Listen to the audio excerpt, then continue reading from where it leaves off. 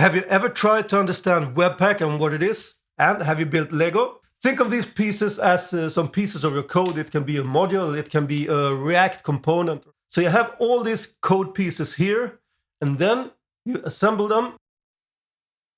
It's a bundler. It will bundle all the small pieces into one big chunk of Lego. All right, let's kick this off. We're going to start by creating a new project folder first. So mkdir, and we're going to call it beginner Webpack. Like that. And then we navigate inside of that, cd beginner-webpack. And we run npm init and -y so that we have our package.json file. We can open up our code editor also for later. So if we look here now, we have the package.json file. That's great. And I'm going to clear the console. And we're going to start by installing Webpack, npm I Webpack. And we also need a Webpack CLI, so Webpack-CLI. And we save them as dev dependencies. So --save-dev, and I'm using npm. We can see here in the package.json that we have the dependencies here as dev dependencies, so that's great. And we're also going to need some code, so we create a new folder, call it src. And inside the src folder, for now, we're going to create a new file that's called index.js. And index.js is the default entry point for Webpack. And I'm going to console log out. Babel is great. And of course, you don't have to console log that one out if you don't think that I'm that great. And if we go back to our console, if you want to run stuff from your project, you can type in npx and we run webpack -mode and we set it to development like this. And you can see that it built our bundle here. So it has taken this file here, index.js, and put it in the dist folder and created a file that's called main. We don't have an index.html file yet, so we don't have anywhere to display this in the browser, but this is the default settings in Webpack. It uses the index.js file and it produces a main.js file in the dist folder. And now we're going to change the name of this one. I want to call it app.js instead. And we're going to do some stuff here. First, we're going to create our scripts. We have a test script. We're not using that one, but we can create a few more scripts here. So we have a comma. I'm in the package.json now. Quotes, dev. And we create a new script with a webpack --mode development like this. We can also create a build script. Build Webpack --mode production. So instead of typing all of this stuff in, you can type in npm run dev instead. So this is a shortcut. What we could do here is create our own index.html file, but it's better to have Webpack to create that for us. And we have a plugin for this in Webpack. So we go back to our console, npm I html-webpack-plugin. And we save it as a dev dependency also. So what we'll do now, we're going to create a new file. That's a config file for Webpack.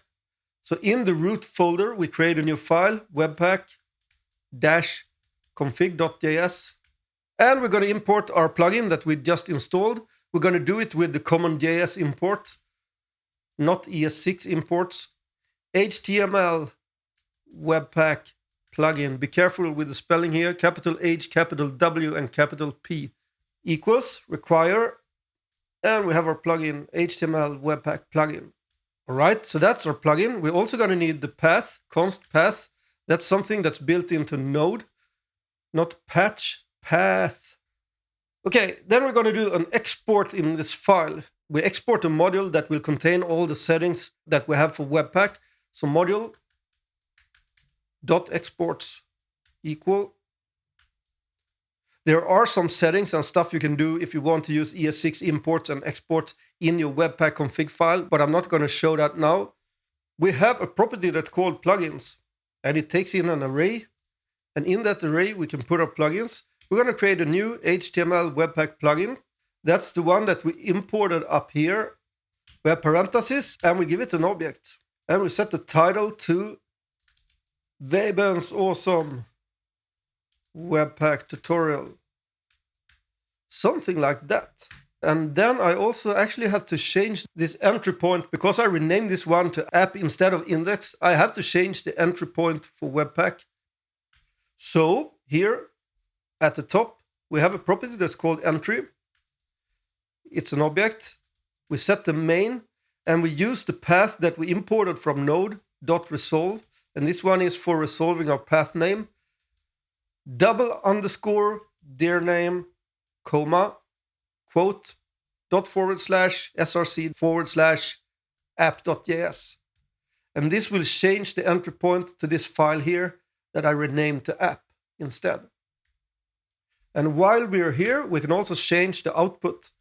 So output, we have an object, we have a file name, and we can set the name for this main.js here. That's the default for the JS file that Webpack will produce for us. And for example, if I want to do some dynamic naming here, we can use square brackets and name.bundle.js. And I'll show you this in a second, what this will do. And then we set the path to path.resolve, parenthesis, _ dir name, comma, and it's going to go in the dist folder. So that's the exact same folder as before. Hopefully this will work. So I go back to my terminal, and now we can type in npm run dev because we have created that script. No, we have some error. Failed to load. Yeah, that's because I shouldn't have these semicolons like this. Go back to my terminal, type in npm run dev, and I have still something that's wrong here. Yeah, that's because I need to have a comma. And here you can see that I need to have a comma between all of these here because this is an object. And this is because I don't have ESLint or anything that's telling me that I'm doing something wrong. So I go back again and hopefully I don't have an error. Yeah, it built my file, you can see here. Now it created this index.html. I'm going to do some formatting. You can see that it calls the bundle main.bundle.js.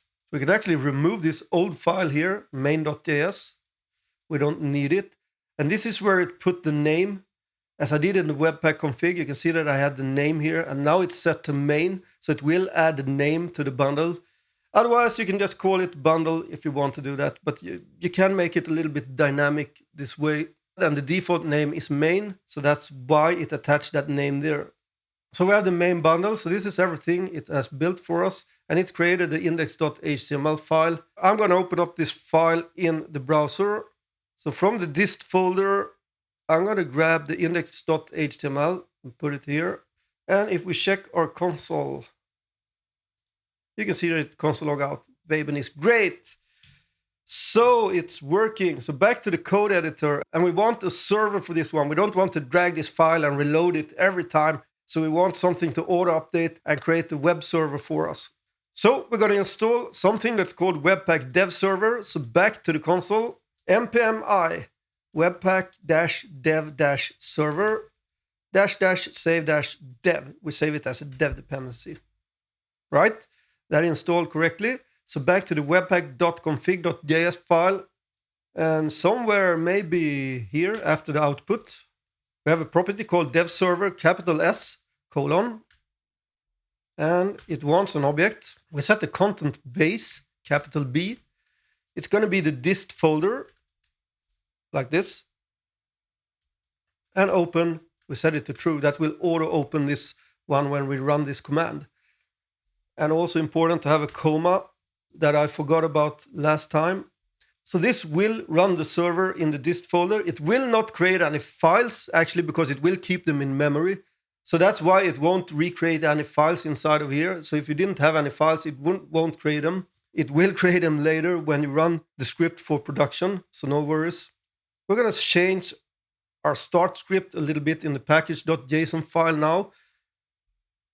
Here we simply add serve, and this will hopefully bring up the server for us. So go back to the console, npm run dev, webpack dev server invalid options. All right, what did I do wrong now?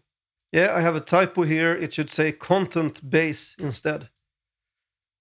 Back to the console, npm run dev. And this will start up the server. You can see that it's running here now. And if we go back to the browser, and instead of this file, we go to localhost :8080. That's the default port. And you can see that it runs the file here. And now we're going to add some stuff in here so that we can see that something's actually happening here. So one thing we have to do is to actually transpile our code, because if we write the modern JavaScript like ES6 syntax and stuff, we want it to be transpiled down to ES5 so that all the browsers can read our code. And we do that with Babel or Babel. I don't know how to pronounce that. Still don't know, but Babel. Yeah, I'm going to say Babel, I think. So go back to the console, break this server like this. I clear the console.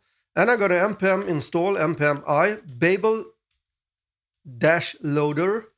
We need something that's called @Babel/core. That's the core library. And we need @Babel/preset.env. And we save these as dev. So there's 3 of them that we install. Babel-loader is the loader for Webpack. Webpack uses something that's called loaders that you can kind of plug into Webpack when it builds to do some stuff.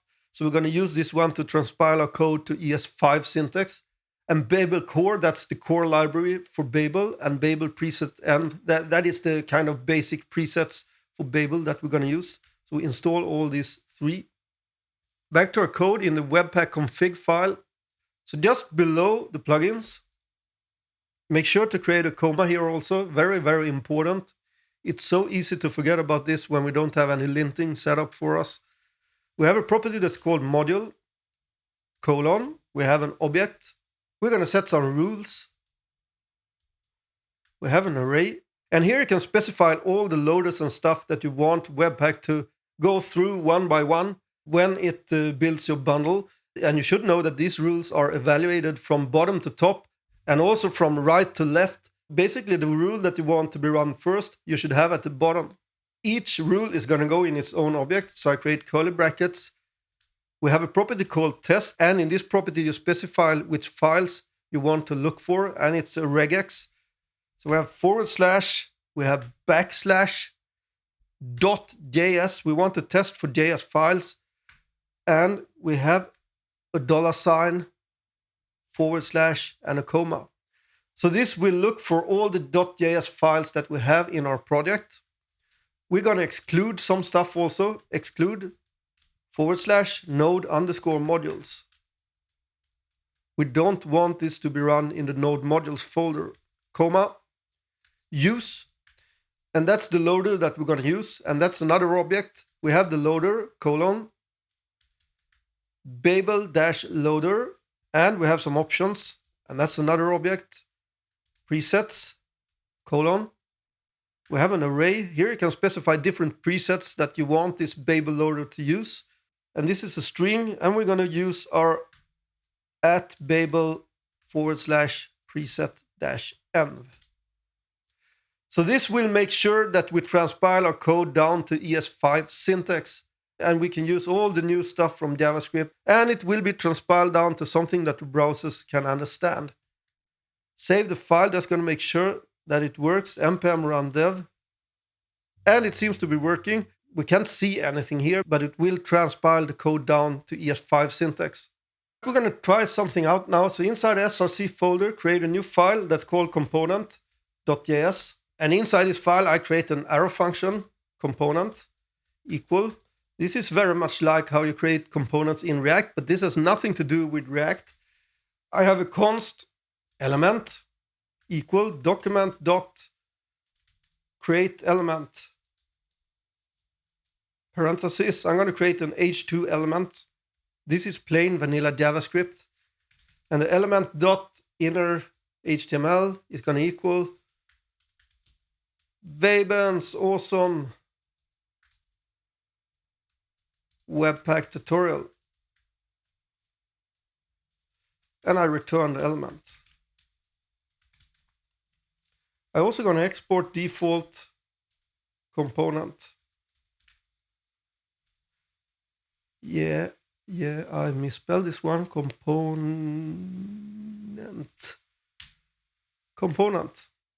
Save the file. I go back to my app.js file. First, I can remove this console log, and then I'm going to import component from ./component. And I'm going to attach this one on the body. So document.body.append child parentheses, and I call my component. Make sure to also have the parentheses. You actually need to call this one, otherwise it won't work. Save the file. I go back to the browser, see what I've got. Component is not defined, all right? That's because I misspelled it yet again. Save, go back, reload it, and you can see that it's working now. We're successfully importing a module, and Webpack will make sure that it compiles everything down to ES5 syntax so that our browser will understand it. This browser is, of course, a new version now, so it will understand it anyways. But you never know what browsers people will use. Okay, so let's say that we want to add some styling also to this. And we have a loader for that also. So go back to the console. We run npm I css-loader and style-loader. So there's actually two of them. We save them as dev, like this. Go back to our code in the Webpack config. So now we have another loader, so we can add this one in. And we have to be careful here. This is where this one ends. So put in a comma. We have another pair of curly brackets. We test again. This one we're going to test for the .css files. So / //.css $/ and a comma. We're going to use the loader. So use, we have an array. We have the style-loader. And we also have the CSS-loader. We can create some styles also while we're at it. So inside the src folder, create a new folder that we call styles. Create a new file, style.css. I'm going to set the body. I set the background to coral. And the color is going to be snow. That's enough for our styles. Go back to the app.js file. We need to import these styles also. Styles, import, ./styles / style.css. Not styled. I've been using style components too much. Something like this. Save the file, go back to our console, type in npm run dev. No, some error, probably a typo. It should say styles with an S. Reload it. And you can see that we have our styles. So we know that Webpack successfully takes care of the styles also. That's great. I think we have one more thing to do, and that's actually to be able to use images also. So with Webpack 5, we don't have to install a specific loader for this one. So we can just add it into the Webpack config file. So create a comma and another object. Last here, we have the test. And we have the / /dot. And in this case, we're going to test for multiple files. So we have parentheses. We're going to check for GIF files. We have a pipe, PNG, pipe, JPEG, pipe, and also JPEG. Yeah. Pipe, SVG.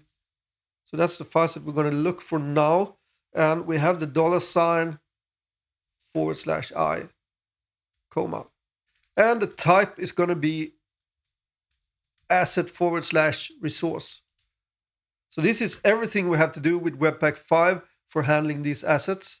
And we have to create some assets also. So inside the src folder, I'm going to create a new folder called images. And I'm actually going to drag in an image to this one. There you have it. So I have a logo.svg. So inside my app.js file, I hopefully can use this logo.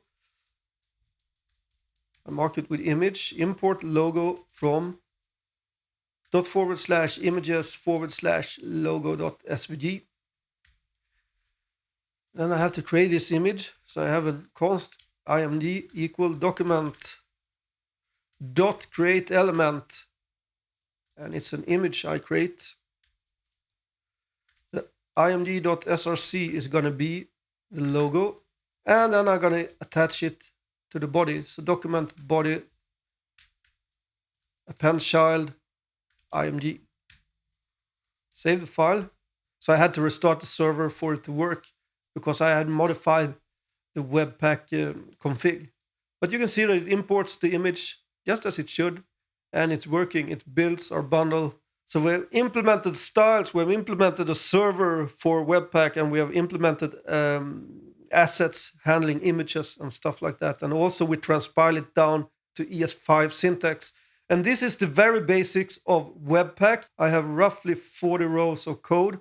This is it for this tutorial. If you like this one, please hit the subscribe button and spread the word. And I will put up videos like this and other stuff on my channel on a regular basis.